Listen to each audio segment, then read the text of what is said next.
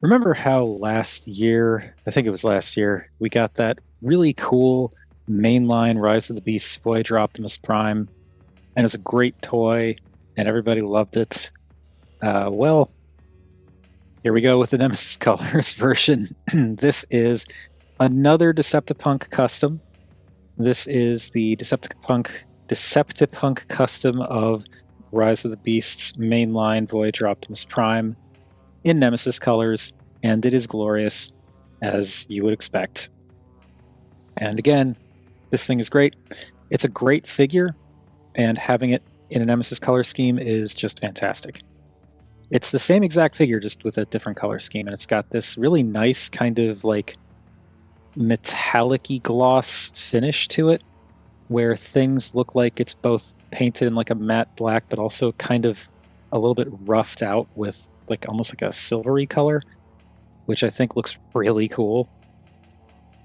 And it's just looks great all around with the red and turquoise accents and some silver. And like, yeah, it's wild to think, because this is just the Rise of the Beasts Optimus Prime figures. So like practically, not everything, but practically everything has been painted. You can actually see a little bit of paint wear there, I think, from just having it in robot mode. But this is incredibly cool. I really like this. And you've got the red for the windows that's on the side windows as well as the front. That kind of dirty looking silver for the grille, which is great. And yeah, there's a lot of really nice stuff about this. There is this spot here that is not painted. I think what probably happened was the hitch was flipped over when this area was painted. So when you transform it, you get that when you move the trailer hitch. But it's fine. It's just like that's kind of what the plastic originally looks like for reference. But yeah, this is very cool, and it's a great figure, and having it in Nemesis colors is wonderful. So with the talk of the you out of frame, with the talk of the vehicle mode out of the way, let's move on to size comparison. So we'll bring in Dinobot for our Tall Voyager stand-in, and Over Prime for Tall Deluxe, and Samus because Samus, that's how that stacks up. And I mean, this is just the Rise of the Beast Voyager mold. It's not any different. It's just been painted, so it's not just, but physically it is no different. It's just color-wise, things have been changed. Anyway, here he is with Burnout, and like the mold originally is, it is a little bit on the small side, but it does compact very nicely. We're also going to bring in the Studio Series Bumblebee movie Prime mold. So there is how he stacks up there, a little bit smaller. And the absolute banger that is the Siege mold. And this is something I was thinking of before, because I've been transforming this guy back and forth for a lot of comparison videos for NemeSeptember now. And yeah, I am prepared to buy property and live out the rest of my days on the hill that's about this being an all-timer of a mold. It is a wonderful mold. Love the Siege Prime mold, and it's so good in Nemesis colors. And also, here he is with Legacy Scourge. You can see how they look together, and I think that's it for all the regular size comparisons. So we'll bring in the most important one. Here he is with the Duck Tank. Okay, now before we turn this into a robot, if you like this video or any of the videos I've done on the channel, or also you will like the NemeSeptember thing, you want to keep that going, you can always do the Patreon or Coffee thing. I got both links to both at the end of the video as well as down in the description. I don't know why I'm phrasing this all weird all of a sudden. Otherwise, if you want to support the channel without money, which I totally get, you could always do the typical YouTube thing of like, comment, share, subscribe. Now, to transform this guy, it is exactly the same as the regular Rise of the Beast Voyager. So to start, because I'm going to do this anyway, I'm going to hold these gas cans in, and they will tab in to make the backs of the thighs. I'm going to untab the wheels from here. Just untab those and swing this up. And then swing the wheels back in. Give the truck a snout. Now, let's do the legs. So I'm gonna untab the the hitch, which I think I'm going to actually use a spudger for this, just because it's a custom, it's painted. I don't want to risk scratching the paint any more than I already am by just transforming it in the first place. There we go. And flip that around. Now we can, actually we're going to want to pull the legs down a bit because they do tab into these tabs here. So pull the legs down, bring this all forward, and this will tab in there to give you the leg, like the lower body. And now we can separate the legs, finish this up, and pull out and swing down. Sorry, this leg first. There we go. Pull out and swing down to swing the feet and by extension the shins into place. And same deal here. Yeah. There we go. Pull and swing. And there we go. Those are the legs all done. As I said, exactly the same as the Rise of the Beasts figure. The regular Rise of the Beasts figure, I should say. But very cool. Very like this is a great figure on its own, and having it in this amazing Nemesis color scheme just makes it even better. So now going to take these little flaps on the side and untab them, swing them around and tab them back in over here. Untab, swing around and tab in. Bring the arms back, and we'll also flip out fists while we're doing this. So bring those arms back and bring these shoulders out. Very, very Optimus Prime. Going to bring the arms down and rotate the biceps just to kind of get things out of the way temporarily, because we also have to take care of these pieces. These whole flaps and smokestacks all come unpegged, swing around, and peg back into the back of the shoulder. And now I'm going to bring the arm up. Same deal here. Untab, swing around, tap back in, bring the arm up. And now we do the classics Optimus thing where we rotate the upper body. I'm going to flip that down just to get it out of the way. Rotate the upper body around 180 degrees and bring that back up. There we go. Bring the arms down. And the shoulder pads are wiggleable. So here we've got that. Now I'm going to flip this up, and I want to flip this piece down like this so that it clears. And then this piece, this flap will go into the torso, and that will start to push the head up. And it actually pushes the head all the way up and will click out the pieces of the windshield there, like so. I love that transformation bit. And this actually gives you enough clearance to flip this piece all the way around to cover up the back. And that's it. As I said, it's Rise of the Beasts Mainline Voyager Optimus. It's just that figure, but in a very striking black and silver with a little bit of light blue and red for its color scheme. And this thing looks incredible. I really love the kind of silvery wash that seems to have been applied to the, especially like the black parts. It just adds a little bit of extra something to the finish. It looks really good.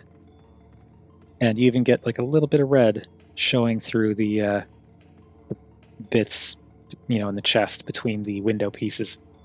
Yeah, this looks fantastic. I love the colors. The choices in paint applications is also great with like the the blue used in like the forearms to bring out some more detail there. But again, that silver wash really brings out a lot more detail too. And even some blue in there, which like you don't even see that unless you're looking for it.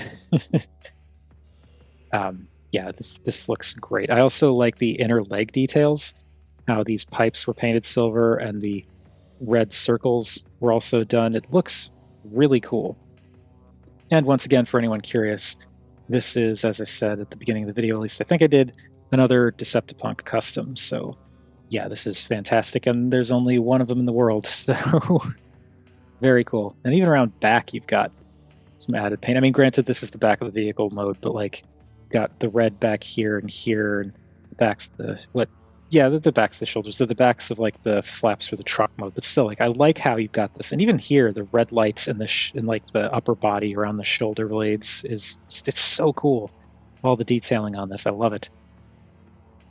And for the head, it is Rise of the Beasts Voyager Prime's head, but Nemesis, so it looks the part. It is, I guess, maybe proportionally a little tiny, but it doesn't bother me that much on this guy. I think it works just fine. Gives him more of like a super robot vibe. Yeah, the black with the silver looks good. The blue also looking good for the head crest, and like the red for the eyes. It's a very nice head sculpt with some very nice paint choices on it.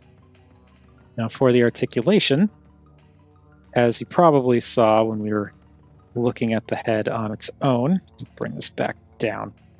The head is on a swivel, not a ball joint, just a swivel, but it can turn left and right.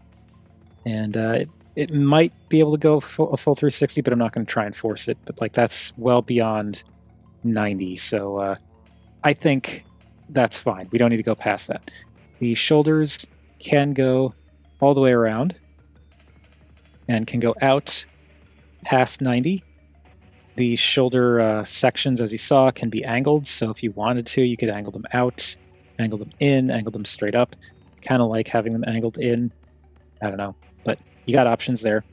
There is a bicep swivel. You get a ridiculous elbow bend. It's a single joint, but it is ridiculous for the transformation.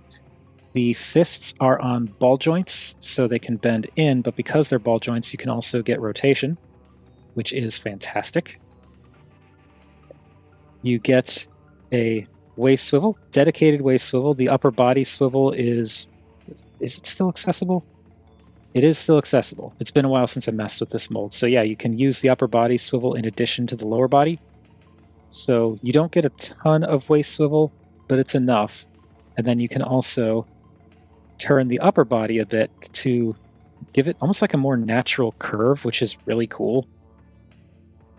And if you really wanted to, you could go nuts with it and have it, like this, but that doesn't look great. But I feel like if you do this and then this, like that's a pretty neat twist. The legs can go forward to just about 90, but not quite. Go back to not quite 90, can go out, if you get these skirts out of the way, can go out to 90. You have thigh rotation. It's very stiff, but I think that's because of the paint. You get thigh rotation. You also get a knee joint that goes to 90. And what's happening is this gas can is knocking into stuff. We get the gas can out of the way, and it still doesn't really bend much further. So yeah, you're not going to get past 90 on that knee, which is fine. It's totally fine. And the feet are also very expressive. You got the forward and backward tilt and side-to-side tilt. You don't get any rotation, but I think that's fine. So yeah, he is really posable. I mean, we already looked at this figure, so we know how posable it is, but it just looks so good in these colors. I cannot get over it, and I refuse to try to get over it. So there he is, and he comes with his rifle, which has also been done in the same kind of finish as the rest of this black plastic, which is this really nice kind of silver wash. And this, if you want, can peg into the back. I don't really prefer to do that, but you can do it. Or you can put it in his hand, which is what I prefer to do. It's more like it's smaller than the rifle normally is, but I don't think that bothers me too much, especially because this particular custom also includes this sword. I don't know what this sword comes from. Someone might recognize it because of the molding. It has this like almost fiery, organic looking texture to it. It's also made out of a soft-ish plastic. But yeah, I don't know what this comes from, but it looks good, and the painting on it is nice. I like how this kind of is designed to look like a little fire sword, which is cool.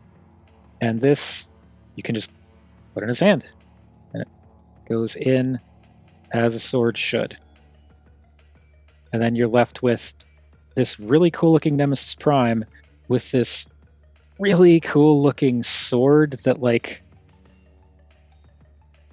I like how the sword is a totally different kind of color from the rest of the robot, so it really stands out in like a really cool way. So yeah, this is an incredibly cool, this figure on its own is incredibly cool, but like having Nemesis colors is just, oh yes, so good. All right, let's move him back and do our size comparisons. Here we've got Dinobot and Over Prime and Samus. I brought the camera up way too much. There we go.